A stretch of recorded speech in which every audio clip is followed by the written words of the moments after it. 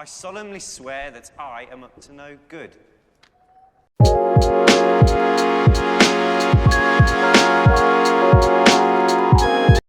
சேனலை புதுசாக பார்க்குறவங்க மறக்காமல் சப்ஸ்கிரைப் பண்ணுங்கள். நாம் ஸ்ட்ரைட்டாக இன்றைக்கி வீடியோக்குள்ளே போயிடலாம். இன்றைக்கி நம்ம வீடியோவில் சிடிஏ கிரிமினல் ட்ரைப்ஸ் ஆக்டை பற்றி பார்க்க போகிறோம். கைரேகை சட்டம்.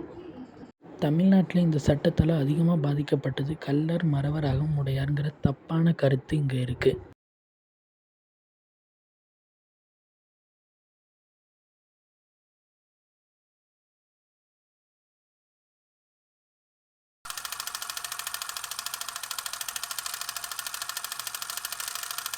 தக்கீஸ் இவங்க ஒரு ட்ரைபல் கம்யூனிட்டி. இவங்களோட குலத்தொழிலே திருட்டு தான். இயர்லி 19th செஞ்சுரியில் வியாபாரிகள் கிட்டேருந்து திருடினது மட்டும் இல்லாமல் அவங்கள கொடூரமான முறையில் கொலையும் செஞ்சுருக்காங்க.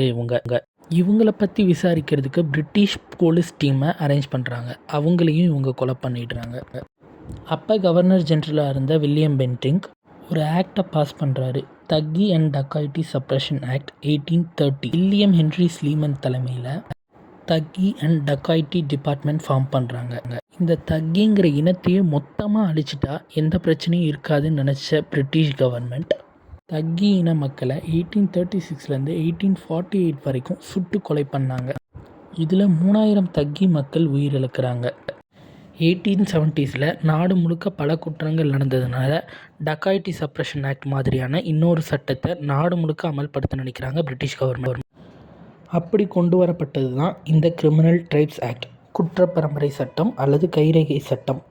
இந்த சட்டத்தை 1871 கொண்டு வந்திருந்தாலும் இம்ப்ளிமெண்ட் பண்ணுறதுக்கு 1911 வரைக்கும் ஆயிடுது. தமிழ்நாட்டுக்குள்ளே இந்த சட்டம் 1919 தான் வருது.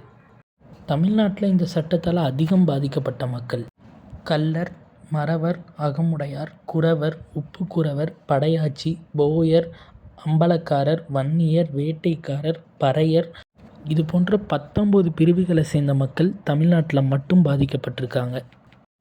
பிறந்த குழந்தை கூட அந்த ஜாதியில் பிறந்ததுனாலேயே அது குற்றவாளி தான் அப்படின்னு சொல்லக்கூடியது தான் இந்த குற்றப்பரம்பரை சட்டம்.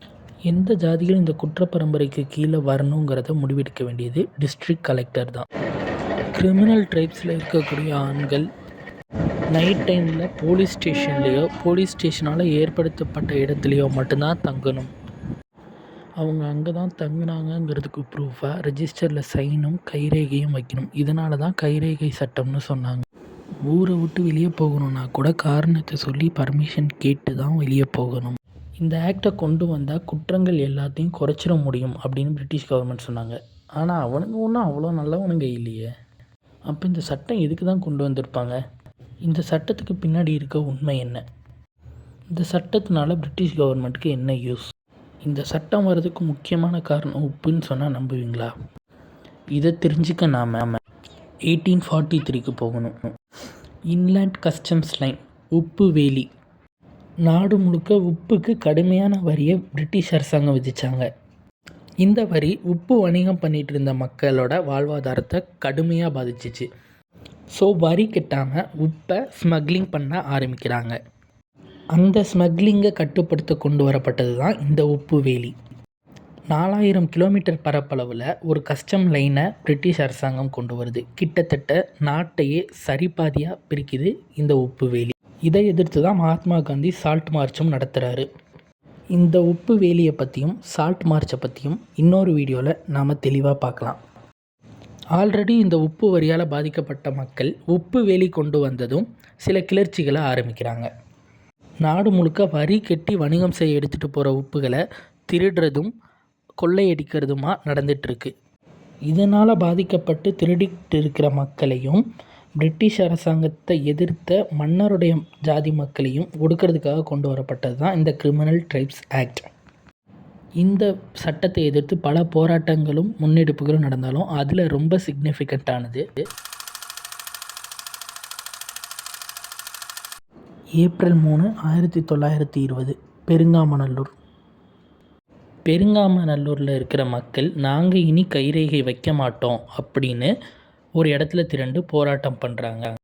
அப்போ பிரிட்டிஷ் போலீஸ் நடத்தின ஓப்பன் ஃபயரில் 17 பேர் இறக்குறாங்க. மாயக்கால்ங்கிற பெண் உட்பட. இதுக்கப்புறம் நடந்த தொடர் முயற்சிகளாலையும் முன்னெடுப்புகளாலையும் இந்த கிரிமினல் ட்ரைப்ஸ் ஆக்ட் 1948 முதல் முறையாக தமிழ்நாட்டில் கைவிடப்படுது. இதை தொடர்ந்து 1952 இந்த சட்டம் முழுமையாக கைவிடப்படுது. கைவிடுறது மட்டும் இல்லாமல் ஹேபிச்சுவல் அஃபெண்டர்ஸ் ஆக்டால் ரீப்ளேஸும் பண்ணுறாங்க. பெருங்காமநல்லூர் துயரத்துக்கு அப்புறம் வேறு என்னென்ன நடந்துச்சு, கிரிமினல் ட்ரைப்ஸ் ஆக்ட் எப்படி கைவிடப்பட்டுச்சுங்கிறத இன்னொரு வீடியோவில் பார்க்கலாம். வீடியோ பிடிச்சிருந்தால் லைக் பண்ணுங்கள், ஷேர் பண்ணுங்கள், உங்களோட தாட்டை கமெண்ட்டில் சொல்ல நான் உங்களை இன்னொரு வீடியோவில் மீட் பண்ணுறேன். Until then, mischief managed.